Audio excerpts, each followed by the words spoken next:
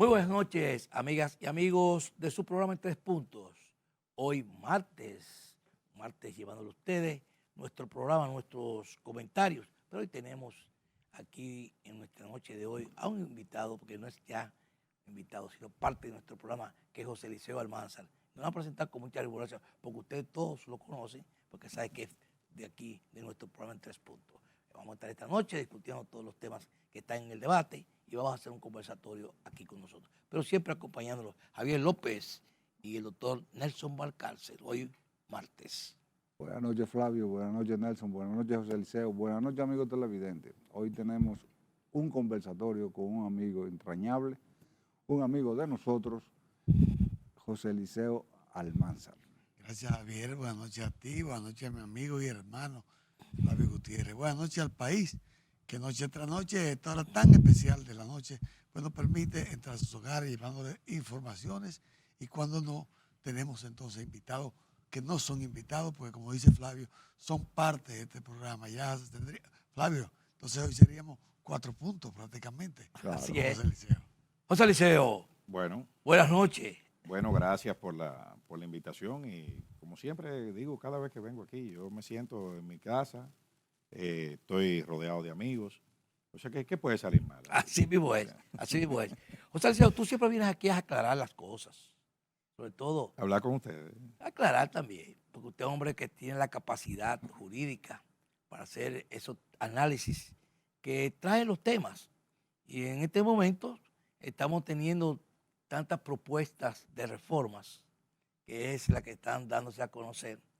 Y nos gustaría, en términos jurídicos, básicamente aclaratorios, poderlo conversar, discutir y crear nuestras opiniones, porque es uno de los puntos de vista que uno hace dentro de sus comentarios y análisis.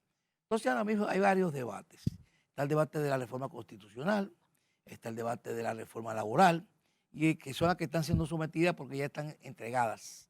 Y falta la reforma fiscal, que todavía está, no en un limbo, pero sí sabemos que se está trabajando en ella, pero no ha sido sometida todavía. La reforma laboral, se entregó, la reforma laboral, pero sin la cesantía. Vimos a un Gabriel del Río, vimos a otros dirigentes Pepe. sindicales sentirse satisfechos porque tiene que es un logro de que se esté sometiendo, pero sin la cesantía. ¿Qué opinión tiene José Liceo Almanzar jurídicamente? Porque muchos empresarios estaban esperanzados de que posiblemente la cesantía iba a ser incluida en esta reforma laboral. Bueno, lo primero que hay que poner en contexto lo que está sucediendo en la República Dominicana. Nosotros tenemos una economía que crece, una economía robusta, una economía resiliente, que ha demostrado capacidad de su garra, ¿no? En medio de esta crisis, esta post-crisis, de la crisis del COVID, la crisis de la guerra en Ucrania y todo el manejo, la República Dominicana pues ha continuado navegando en aguas tranquilas en el tema económico. Tuvimos una crisis de inflación como el mundo entero, pero ya eso ha llegado, está bajo control, o nunca se ha salido de control, mejor dicho. Entonces, ¿qué pasa? Tenemos un mercado laboral que ha ido caminando en una dirección, no, yo no diría que por la misma senda de la economía, sino que ha trillado una senda distinta. ¿Qué hemos tenido nosotros actualmente? Un aumento exponencial, vertiginoso de la informalidad en el mercado laboral. Y creo que ese debe ser el eje principal de cualquier reforma en el mercado laboral. Lo que tenemos ha provocado una informalidad alta. Hay mucha presión de demanda de empleo. La economía dominicana no genera los empleos que se demandan. Eso se puede ver a muchos factores, se puede ver a temas de preparación de recursos humanos, a la composición de la economía nuestra. Ahora ha llegado el momento de ver cómo desde el marco regulatorio se revierte o se controla esa realidad de informalidad. Entonces ahí es que entra esta reforma laboral. ¿Se necesita una reforma laboral? Claro que sí, se necesita. Ahora, lo que se planteó es lo que se necesita. Esa es la discusión. El país vio 4 o 5 slides de una presentación que se hizo en el lunes, Ayer. recién pasado, ayer, en la semanal, donde se expresan unos lineamientos que a prima fase lucen insuficientes. Porque si después de 100 reuniones con todos los involucrados, usted lo que logra es aumentar un día de vacaciones y 2 días la licencia al padre por tema de parto, entonces yo creo que la victoria, el logro es pírrico. Ahora, lo que sí voy a decir, ya hoy yo recibí el proyecto de ley. Abarca unos 107 artículos del Código Laboral, o sea que es bastante amplio. Pero, vuelvo y digo, la sustancia de la reforma me parece, prima facie, que se está quedando corta y que no va a ayudar a paliar el tema de la informalidad. Es anacrónica, porque tiene demasiado tiempo ese código laboral que no se modifica, que no se le hace absolutamente nada. Entonces, lo único nuevo que tenía, bueno, los días son, eso es pírrico lo que se está dando en los días que tú acabas de señalar. Pero también, ¿en qué quedó lo que serían los servicios domésticos? Que fue un punto que realmente es de mucho interés para los que usan esos servicios, o los que usamos esos servicios, porque realmente, aunque yo acostumbro a darle siempre sus prestaciones, esté fuera o dentro de la ley. Ahora, ¿qué va a pasar para aquellas personas que están esperando? ¿Qué va a suceder? ¿Cómo lo ve? Es que no se puede corporativizar el trabajo doméstico. No se puede ver como una actividad económica regular como cualquier otra. O sea, en el trabajo doméstico se desarrolla una relación cuasi familiar entre el trabajador y sus patrones. O sea, eso es difícil de cuantificar cuáles son las prestaciones, el salario. Ahí hay unos temas de solidaridad. Porque esa es la dinámica del trabajo doméstico. Ahora, muy distinto es cuando se ejerce de manera como aquí hay empresas que colocan personal doméstico en casas, en comercios. Eso es diferente. Pero el trabajo doméstico, como nosotros lo conocemos, del servicio que convive bajo el mismo techo con la familia o que entra y sale todos los días, es un trabajo sui generis que yo veo difícil de regular en el Código Laboral. Incluso hubo 2 resoluciones del Ministerio de Trabajo y las 2 fueron declaradas no conformes con la Constitución en el Tribunal Constitucional, porque excedían la esfera de regulación en ambos casos. Ahora, tú te referiste, José Eliseo, de lo que es la informalidad en la República Dominicana en los últimos años, productos de, yo diría que después de la modificación del Código de Trabajo del 1992, que ya tenemos prácticamente 36 años con ese Código de Trabajo, se han inventado muchas figuras que antes no existían, que era el Código de Trujillo. No existían. Ahora hay un contratista. Antes no existía la palabra contratista, porque todo el mundo quiere soltar la responsabilidad laboral que tú puedes tener con una persona. Con los niveles salariales que hay, con los niveles que tú tienes que pagar como empresario, la seguridad social, que es por encima de un 10%, todo lo demás, ha llevado a esa informalidad fundamentalmente, no los obreros, sino los empresarios. No, por eso dije que la propia dinámica de la economía dominicana es la que ha producido esa informalidad de forma conjunta con la legislación. Porque ¿por qué la gente quiere tercerizar la carga laboral? Porque la empresa no puede con el pasivo. La mayoría de las empresas dominicanas no pueden cargar con el pasivo laboral. Tú le dices a un empresario dominicano de cualquier tamaño que tiene que prescindir de los servicios del 20% No de su puede. personal ahora mismo, de un día para otro, y no tiene, y la mayoría de los negocios corren riesgo de quebrar si tuviesen que hacerle frente a las prestaciones. Entonces, ahí hay un problema.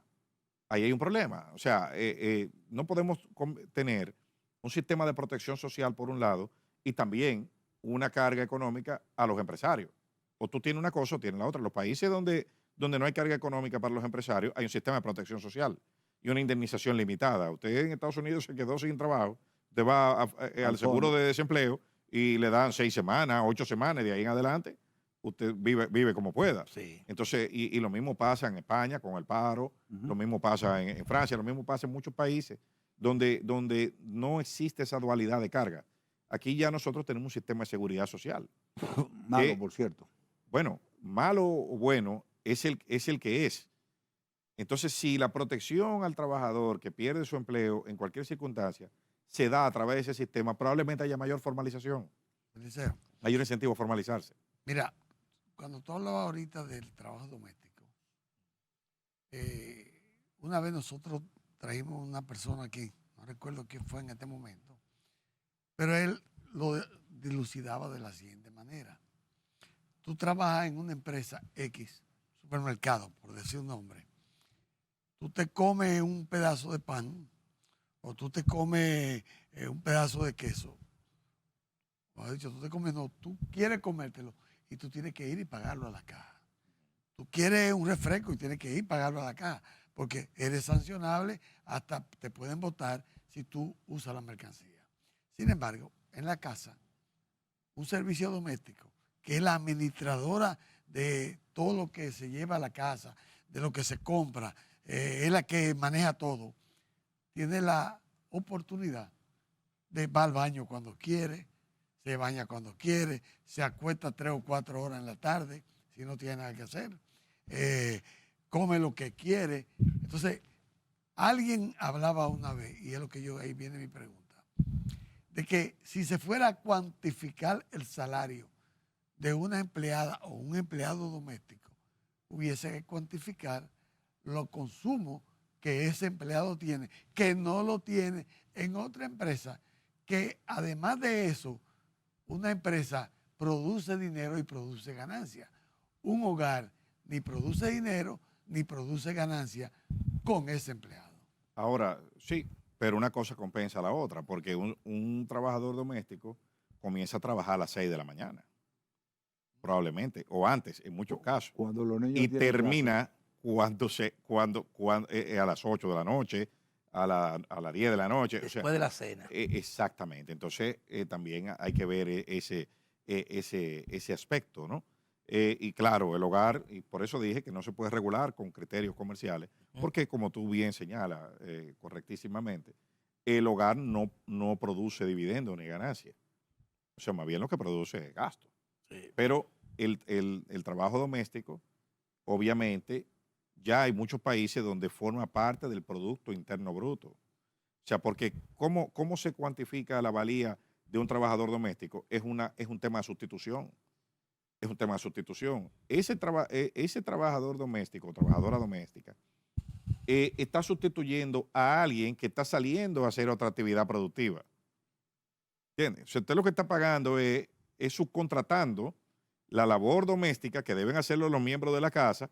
Usted está pagándole a alguien para usted tener tiempo para hacer otra actividad productiva. Entonces, eso tiene un valor, un aporte a la economía. Hasta para cuidar los perros.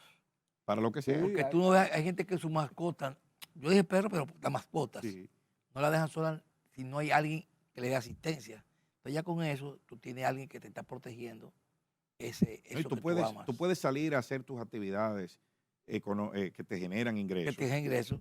Porque tienes un trabajador doméstico. Así es. Vamos a irnos con su permiso, doctor Eliseo, para nuestra primera pausa comercial de publicidad para continuar con estos temas, porque hay más temas que discutir dentro de este programa. Vamos arriba y regresamos.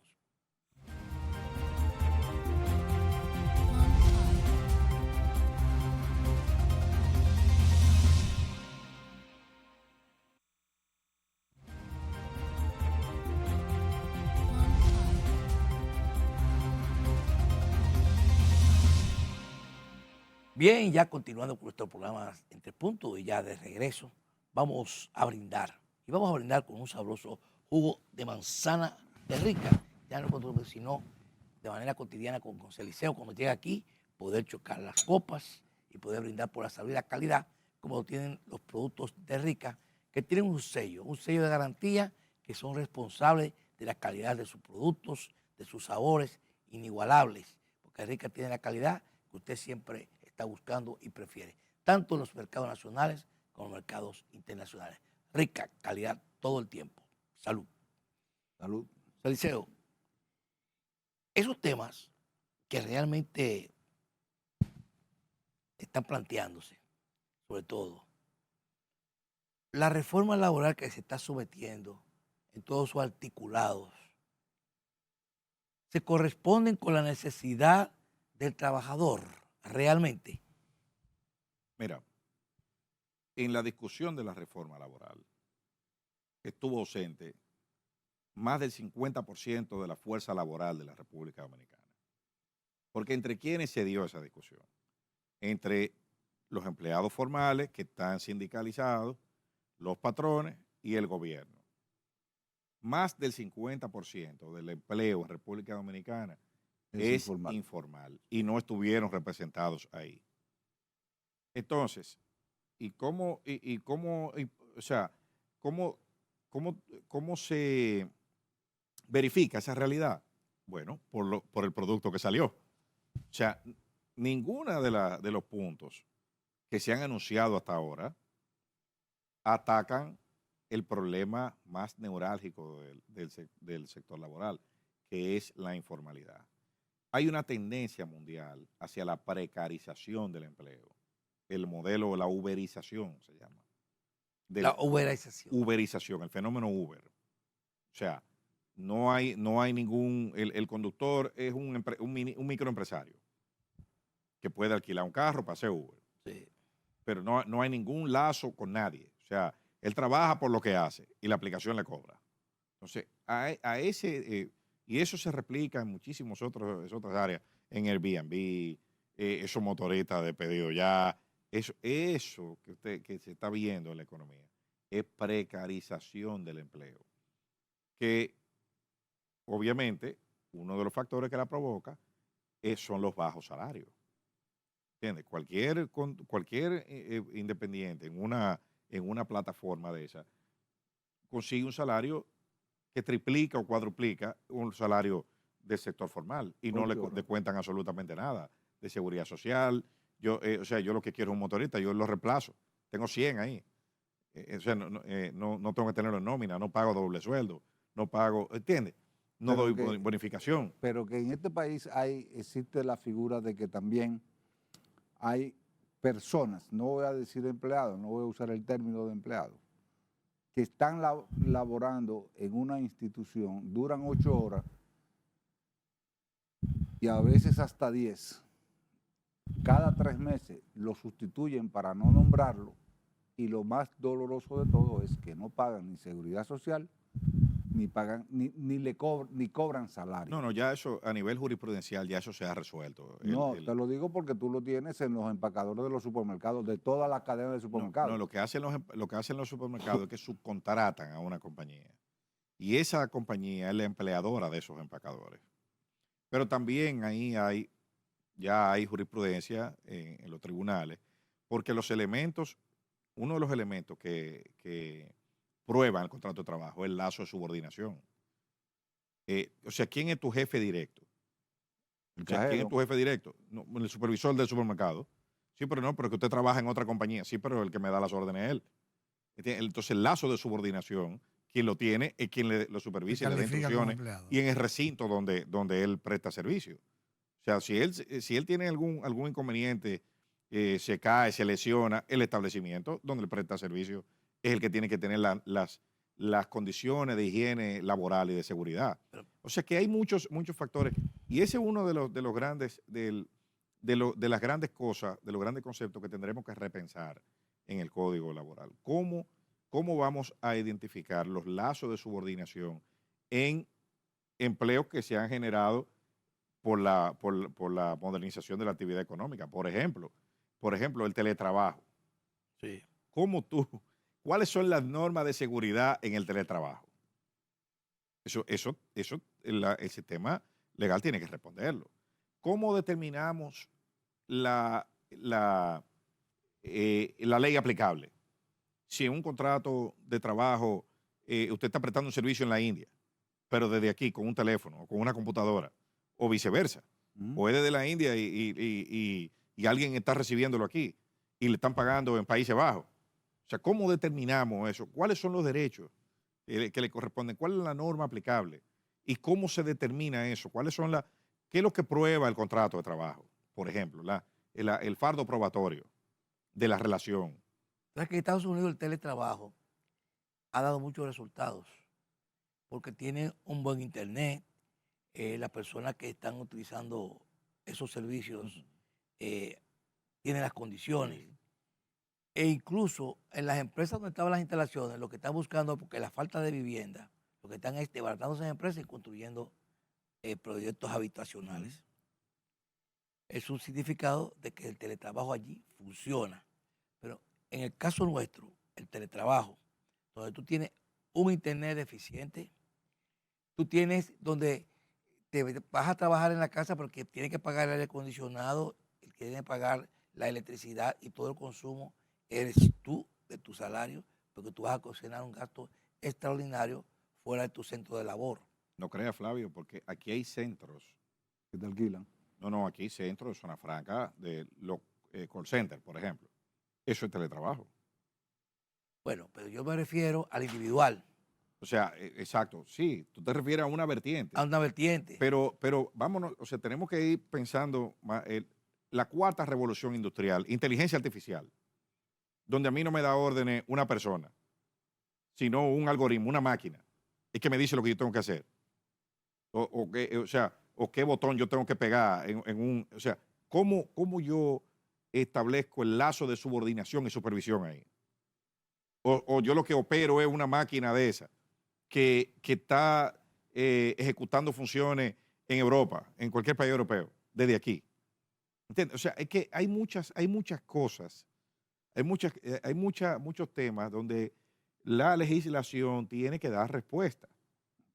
Si nosotros nos mantenemos pensando por ejemplo, en el teletrabajo, en esa sola vertiente, yo creo que no vamos a tener una legislación. La efectividad no funciona. No. O sea, ¿cómo tú vas a manejar el tema, por ejemplo, cuando tú usas robot? Que ya lo han hecho. Ya el robot que te cocina. Exacto. Y Un te hace operador, todo. un operador de un robot. Y el robot no está aquí. El robot está lejísimo. O sea, todo eso es lo que... hay gente que lo ve muy lejos, eso, pero esas cosas son los empleos de la cuarta revolución industrial. Sí. Entonces, la legislación tiene que responder a eso. Ahora, José Eliseo, estamos comenzando un nuevo gobierno. Estamos hablando de muchas transformaciones. Tenemos la reforma, la revisión a la Constitución, la reforma a la seguridad social, la reforma al Código Laboral, la reforma a fiscal. Esto es un gobierno de reformas. ¿Tú crees que todas esas reformas le den tiempo en los 4 años? Porque son las mismas reformas que en un momento determinado, en el 2020, se plantearon y que no se ejecutaron. Bueno, quizá capital político hay, mayoría hay para hacerlo.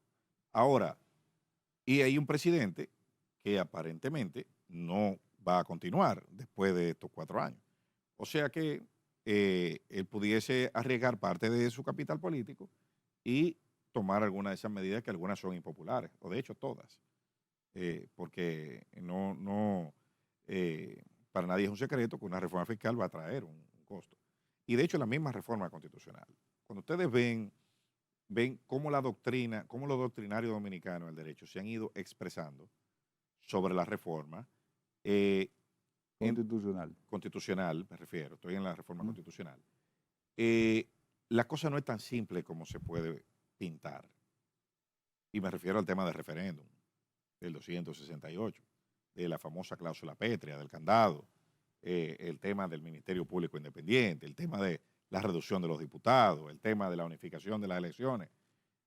Yo creo que en el único tema que hay un consenso general es en el tema de sacar al procurador del Consejo de la Magistratura. Sí. Yo creo, ahora, nosotros necesitamos tanto eso como para someter a este país a una reforma constitucional que puede generar todas esas discusiones. Porque hay cosas que no se le están diciendo al país. Y porque también ha sido la primera reforma que se ha introducido cuando va a ser probablemente la que más mortificación traiga no solamente a la clase política, sino a la sociedad. Entonces, 3 reformas juntas, Bueno, prácticamente. hay una voluntad decidida del presidente de la República. El presidente, cada vez que le ponen un micrófono adelante, habla de la reforma. Pero aparentemente no hay un consenso generalizado en el mismo partido. No, hay una agenda del presidente. Eso del presidente. Hay una agenda del presidente que ni siquiera con sus legisladores la ha consensuado. A Ahora, los legisladores se les reunió para enseñar el proyecto que hizo e incluso... Pero no hubo acuerdo ahí. No, incluso después de una amenaza pública, el SOPENA, y otra amenaza del presidente de la Cámara de Diputados, Alfredo Pacheco, que todavía no se le ha dicho a este país. ¿De dónde sale la idea de reducir 37 diputados? ¿Por qué 37 y no 50 o no 20? O sea, ¿de dónde sale? ¿Dónde que se sustenta eso? ¿Sobre qué se sustenta? ¿Por qué ese es el número y no otro? ¿Por O sea, qué? ¿cuál es el criterio? No sabe, nadie sabe.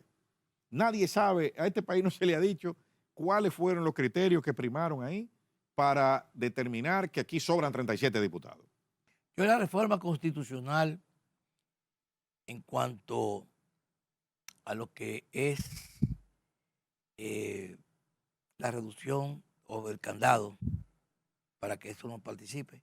Yo digo, ¿qué están viendo el presidente y sus asesores que uno no está viendo en ese proceso? Porque ellos dicen que se ha hecho mucho daño a todo el proceso de alternabilidad y otros temas más, porque se crea líderes mesiánicos, líderes que quieren permanecer en el poder, donde dan todo el que le hace daño a los líderes incipientes que pueden desarrollarse y le impide su desarrollo. Entonces, hay muchas cosas ahí. Además de eso es lo que se dice, pero detrás quizás hay más daño que no le estamos oyendo. Lo que sucede es lo siguiente, porque hay formas de hacer las cosas. Si usted quiere modificar eso, vaya a un referéndum, como dice la misma Constitución. Pero no trate de eludiendo el referéndum, porque todo esto es para para eludir el referéndum. Los referendos no son buenos todas las veces. Bueno. Porque, por ejemplo, pero aquí la población no quería metro.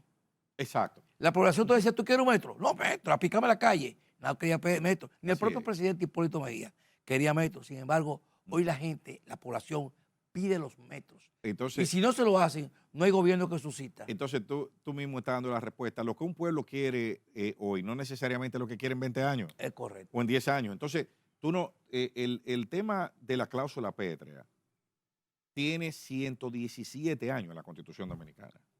La forma democrática, republicana, eso tiene 117 años. ¿Nunca ha sido tocado por nadie? No, 117 años desde el 1907 está en la Constitución. Desde junio de 1907. Y Constitución tras Constitución, esas cláusulas se quedan ahí. Ahora, el tema de la reelección, nosotros hemos adoptado varios modelos. Entonces es poner, fíjate los dos polos, es poner lo que tiene 117 años, que forma parte de nuestro ADN como país y de clase política, ponerlo en el mismo sitio donde está todo lo que se ha discutido cada 8 o 10 años. O sea, que es el tema del modelo de reelección presidencial. Es como si fueran lo mismo. Y las sociedades cambian y los liderazgos son dinámicos. Así es. Vamos a irnos, con el permiso de José Eliseo, a nuestra segunda pausa comercial para luego retornar con más temas de las reformas. Vamos arriba y regresamos.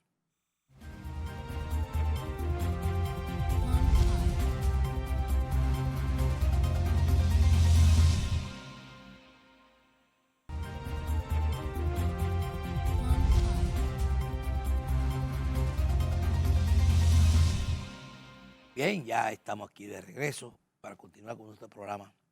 José Liceo, usted que fue o es un asesor en el Congreso, que conoce muy bien el Congreso por fuera y por dentro, conoce lo que es la seguridad, conoce lo que son los funcionamientos.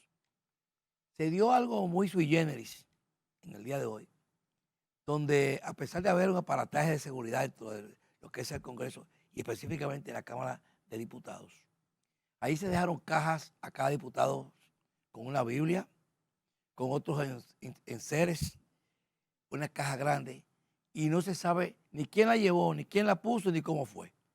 ¿Cómo es posible que en una sala de tanta seguridad y de tanta responsabilidad y de tanta vigilancia, vamos con la redundancia, no importa, haya ocurrido un fenómeno de esta naturaleza? Y el propio presidente de la Cámara de Diputados, Pacheco, dice que no sabe cómo llegó eso ahí. Bueno, eso es peor. Que el presidente de la Cámara de Diputados no sepa o no tenga idea de cómo llegaron esas cajas ahí es mucho peor que el hecho mismo de que las cajas lleguen. Esas cajas pudieron haber contenido explosivo. Precisamente. ¿Entiendes? Entonces hay un fallo de la seguridad. Pero Obviamente. Alguien aprobó, alguien Que dejó entrara pasar, Precisamente. alguien es responsable. Ahí hay un fallo en los protocolos. Además hay cámaras. Para usted entrar, no, y para usted entrar de detectores de metales, de armas. Todo lo que entra. Ahora, eso entró por el área de carga. Todavía peor, para descargar un vehículo hay que ver cuáles son los protocolos de acceso en las áreas de ¿Y quién carga lo y de autorizó? servicio. ¿Y quién autorizó eso? ¿Y por qué? ¿Cuál es la trazabilidad de esos paquetes? Eso es gravísimo. es muy Eso grave. es gravísimo. Y sobre todo que el presidente de la Cámara de Diputados diga que no sepa, y no sé si dijo que va a ordenar una investigación. Porque él debió ordenar la investigación Exactamente. y después opinar. Exactamente. Lo Es primero, correcto. lo que procedía ahí era ordenar una investigación y luego entonces emitir una opinión. Claro que sí. Una opinión del órgano de la Cámara y una opinión de él particular. Porque en realidad, perdón Flavio, eso deja mucho que desear. Claro. Que en el primer poder del Estado suceda Se algo. puede similar. hacer algo así. Puede hacerse algo así. Porque estamos hablando Y de que nadie cerca de sepa. 200 Que nadie cajas. sepa. Claro, Cerca de 200 cajas. claro, siendo Que hasta 92. hojas que fueran, hojas nada más, 200 hojas, se ve el bultico de hojas. Sí. Entonces, ¿cómo van a poder entrar? Pero el mensaje que tiene es muy directo. Se sabe el mensaje de quién, de dónde proviene. De Provida. De Provida. Bueno, Entonces, el mensaje es muy directo. Entonces, eso no es tan complejo. Y va a ser una investigación que tenga la pero seguridad. lo que hay que ver qué es lo malo. Que quienes hicieran eso, lo hicieran o que se pudiera hacer sin protocolos de seguridad. Me parece que lo malo es lo segundo. Ujú. No que un grupo, una facción que apoye determinada posición, pues intente hacer llegar Lo eso. que hicieron eso fueron los protestantes de siempre. Ahora, los Bueno. que aceptaron eso son los que son también los que están dentro, que son pro vida y quizás se alinearon con esa gente, porque ahí, No necesariamente Bueno, son pero pro vida, son, es que hay una razón. quizás lo que son es negligentes. bueno, No son pro nada, sino negligentes. Ahora, José Liceo, ¿por qué el poder político le tiene terror a lo que es la aprobación de la ley de referéndum?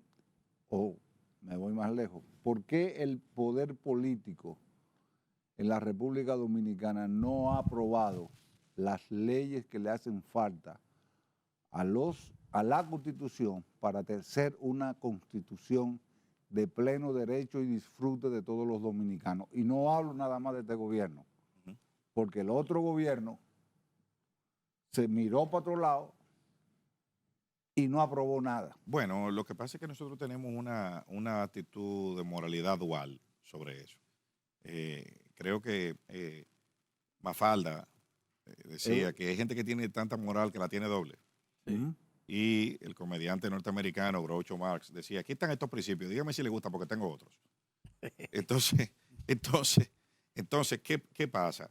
Aquí hay cosas que están en la Constitución, pero nadie las quiere aplicar.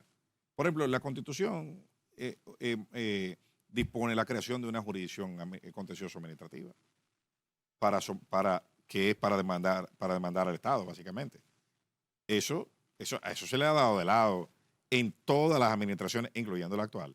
donde el proyecto se pasó 4 años dando vueltas y no, y no se aprobó. Porque nadie quiere que lo fiscalicen. Igual la ley de Cámara de Cuentas, que al final se aprobó una ley que para dejar la Cámara inoperante como estaba antes Y como está ahora. y como está ahora. Entonces, una constitución es una columna vertebral donde se conectan todos los huesos largos hasta los huesitos cortos. Los huesos largos son las leyes, los códigos, código civil, el código penal, el código procesal penal, el código de trabajo. El mismo código de trabajo del que hablamos en el primer segmento, había que adecuarlo, porque el derecho al trabajo fue constitucionalizado en 2010 y teníamos un código del 92, al cual no se le habían hecho las adaptaciones del lugar.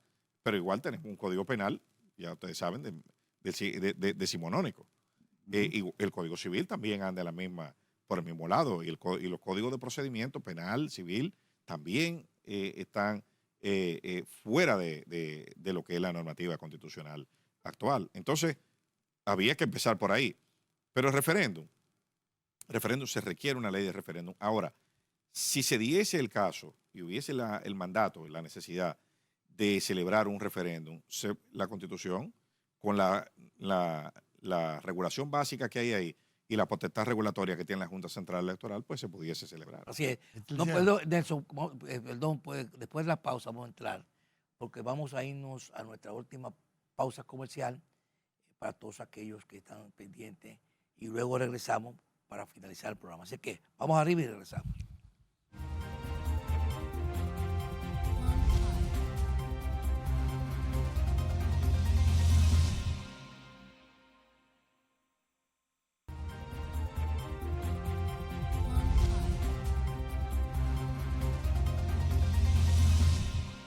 Bien, amigas, nuestra última pausa comercial, como habíamos anunciado, y estamos aquí con José Eliseo Almanza, abogado de los tribunales de la República Constitucionalista. y también asesor. Ujú. Adelante, Nelson. sí, José Eliseo, ¿hasta dónde es cierto que la reforma que se le hicieron a la Constitución en el 2010 se puede catalogar de una de las mejores reformas que se le ha hecho a la Constitución? ¿Y por qué usted entendería que es así?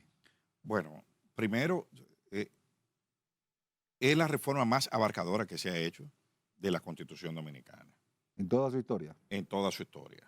Es una reforma que amplía el catálogo de derechos fundamentales, establece los contenidos esenciales de los derechos fundamentales, organiza el Estado de una forma mucho más funcional, mucho más clara, establece también resguarda los pilares de la sociedad dominicana. Por ejemplo, la parte económica de la Constitución dispone todos los temas de seguridad y defensa, ordenamiento territorial, el poder judicial, o sea, constitucionaliza los partidos políticos. Es un texto de verdad que moderno, es lo primero, nos reconoce como parte del ordenamiento jurídico internacional, le da una preponderancia grande a eso. También los temas de nacionalidad, aclara quiénes son dominicanos. Ahora se habló de ese tipo de exacto, cosas. ahí no hay vuelta floja. Es el aporte, para mí, y lo digo sin temor a equivocarme, es el aporte del presidente Fernández más importante a la sociedad dominicana. Objetivamente. Eso no se le puede regatear. Y de que es de las constituciones más modernas, cierto. Yo he tenido la oportunidad de estudiar fuera de aquí. Y la Constitución Dominicana es un texto modelo. Es un texto modelo porque es una constitución equilibrada, no es una constitución hecha con temas de división social ni racial, como muchas constituciones en Latinoamérica. O sea, es un instrumento que de verdad nosotros debemos enorgullecernos como dominicanos por tener una constitución como esa y la cual todavía no hemos aplicado, o sea, no hemos aplicado. Nosotros tenemos esa... Ni se han hecho leyes y reglamentos que faltan. No, y ni siquiera se conoce. Da vergüenza que nosotros hayamos tenido que en este país haya habido que llevar al ministro de Educación al Tribunal Superior Administrativo por un problema, porque se negaba a enseñar la Constitución, tal como establece la Constitución en varios lugares. Pues no solo en el artículo, creo que 50 y pico, 53, me parece que. Y lo grande es que lo van a apelar esa decisión. Oh, claro, no, y le llamó ignorante a los jueces, Sí. o sea, diciendo que los jueces no saben, no conocen. La O sea, prepotencia usted tiene fuerte. un mandato no solo de enseñar la Constitución, sino de enseñar con los valores que ella misma establece de igualdad, inclusión, no discriminación, dignidad. Todo eso son mandatos que están en la Constitución Dominicana, que son transversales a todo el Estado dominicano. Ahora, y no habrán en el 2010 la Asamblea Constitutiva, ¿no meterían algunos articulados de contrabando? No, mira, el proceso de 2010 fue un proceso ejemplar. Fue un No, proceso, te pregunto porque hay muchos No. articulados que bueno, no se discutieron y que se sí, metieron. no, todo se discutió. Yo tengo todas las actas,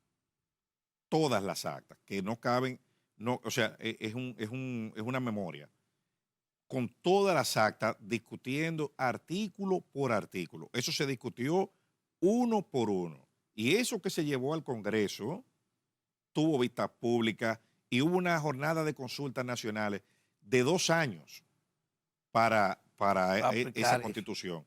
Aquí se involucró la sociedad completa. Aquí se involucraron los empresarios, las iglesias, todo el mundo. Eso está ahí. Yo tengo las actas. Gran aporte entonces del presidente Fernández. Claro, esas actas son fuente de estudio.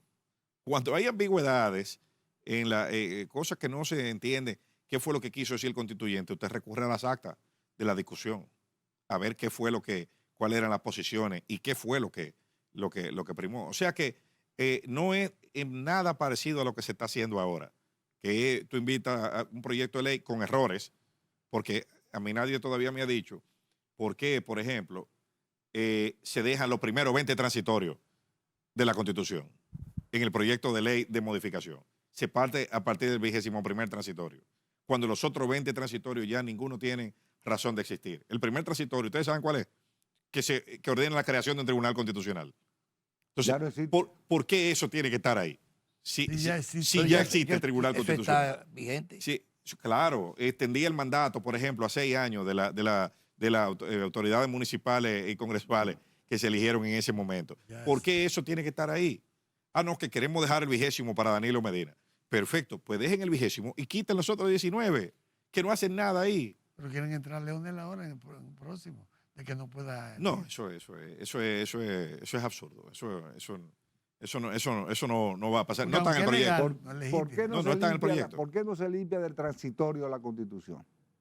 No, porque hay ¿Por qué cosas. ¿Por qué los transitorios, como su nombre lo dice, transitorio, tienen que pasarse 25, Son 30, permanentes. 50, son permanentes? Porque hay modificaciones que tienen aplicación diferida. Por ejemplo, la reducción de los diputados no sería para el año 2028, sino para el 2032. Entonces hay que colocar un transitorio que diga a partir de cuándo entra. Pero entonces, ¿Por qué? ¿qué hay? Porque la Constitución su vigencia es a partir de su proclamación. Entonces, por eso hay que colocar un transitorio para la aplicación diferida. Aparte de su proclamación, Sí, a partir de su pero se proclamación. puede aplicar retroactivamente. No. La Constitución parte de sí misma. No hay retroactividad. La Constitución se proclama completa. O sea, no solo los artículos que se modifican. La proclamación se aprueba completa y se lee artículo por artículo y entonces queda proclamada completa, como un solo texto. Entonces, a partir de ahí, ya no se promulga como las leyes, no va al Poder Ejecutivo. Eso se proclama en la Asamblea y a partir de ahí queda vigente. Queda reducido. José Eliseo, me gustaría que me hablaras de la reforma fiscal, si tú tienes información, porque no hay información. Bueno, hay lineamientos. Por ejemplo, el gobierno aprobó una ley de responsabilidad fiscal en la cual se compromete a no exceder en un 3%, teniendo en cuenta la inflación del periodo anterior, el gasto, me refiero. Entonces, eso te da una idea general de por dónde puede ir la cosa. Los objetivos me parece que son bastante ambiciosos de esta reforma. Estamos hablando de más de un 4% del Producto Interno Bruto. Y eso, para lograr eso, hay que hacer un ajuste importante en el gasto, un recorte importante en las exenciones y, obviamente, aumentar, apretar a lo que pagan, y porque el plan de reducción de desmonte de evasión toma muchos años y que se requiere resultado inmediato. Así es. Muchísimas gracias, José Eliseo, por estar con nosotros haciendo estas aclaraciones y también opiniones que estamos, porque no significa que lo que estamos diciendo es palabra de rey, sino que estamos opinando también de todos los procesos que están en discusión. Muchísimas gracias y para la próxima estaremos en otros temas más que quedó, la reforma fiscal con más datos que todavía no lo tenemos. Reforma de salud. Así es. A ustedes solo nos resta decirles, pásenla bien, muy buenas noches, hasta mañana. Buenas Dios noches. quiere.